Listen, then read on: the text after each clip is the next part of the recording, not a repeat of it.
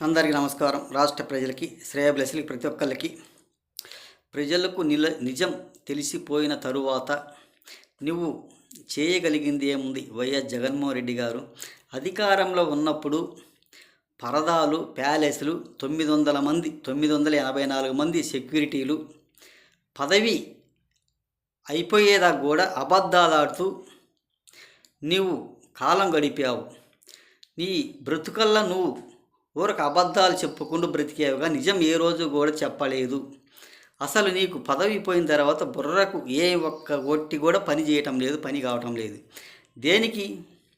నాకు phone లేదంటావు, number లేదంటావు. మీ చిన్నాన్నను చంపేశారు, అది గుండెపోటు అని తిప్పావు. కొన్ని రోజులు నారా సూర రక్త చరిత్ర అన్నావు. ఆ తర్వాత సునీత గారు, రాజశేఖర రెడ్డి గారు అన్నావు. ఆ తరువాత రెండో పెళ్ళి చేసుకోవడమే అన్నావు.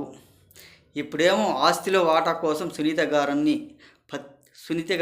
దానికోసం పత్రిక లేదు అంటావు, ఫోన్ లేదంటావు. నీకు బాగా పిచ్చి ముదిరింది. అధికారం లేనప్పుడు, అధికారం పోయింది కాబట్టి ఎలా మాట్లాడాలో, ఎలా చెయ్యాలో అనేది నీకు ఏం సాధ్యపడటం లేదు. నీవు కొన్ని రోజులు గుండెపోటు అన్నావు, నువ్వే చంపేశావు. మళ్ళీ నారా సూర రక్త చరిత్రని తిప్పావు, అది పోయింది. ఏది కాకుండా ఇలా అసెంబ్లీకి పోకుండా మీరు కాలం గడుపుకుంటూ గోల కాకిగోల పెట్టుకుంటూ కావుమంటూ ఢిల్లీకి వెళ్ళటం ఎందుకు? ఆ ఢిల్లీకి వెళ్ళేది ఏదో అసెంబ్లీలో కూర్చొని వాదులాడుకోవచ్చు కదా.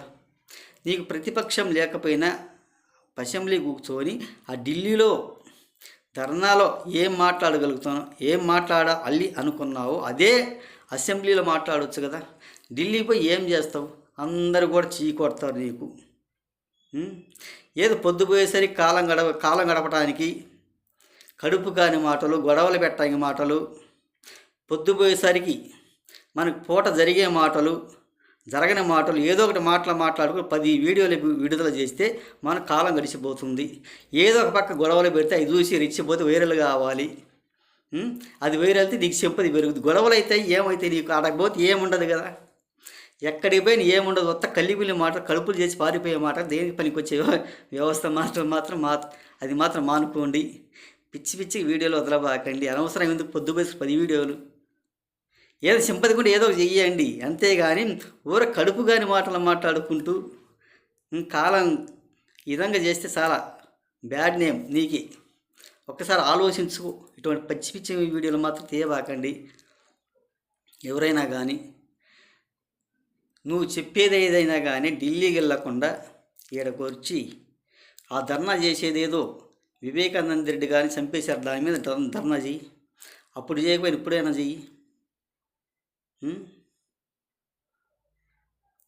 నువ్వు ఇలా చేయటం కూడా మంచిది కాదు, కొంచెం మానుకోవాల్సింది. ఒక మూర్ఖత్వం, సైకోతో రాష్ట్ర ప్రజలు కూడా మిమ్మల్ని చూస్తూనే ఉన్నారు. ఇది చాలా మంచిది కూడా కాదు. ఈ కావుమని అరవటము, మీరు చేసే రాష్ట్ర పరిపాలన సరిగా బాగోడలేదు. ఇదేమన్నా న్యాయమేనా? ఇదేమన్నా ధర్మమేనా అని కొంచెం తెలుసుకో. ఒక మూర్ఖత్వంగా, ఒక సైకోగా మాత్రం ఉండవలసిన అవసరం లేదు అని తెలియజేస్తూ రాష్ట్ర ప్రజలకి, శ్రేయోభిలాషులకి ప్రతి ఒక్కళ్ళకి హృదయపూర్వక ధన్యవాదాలు.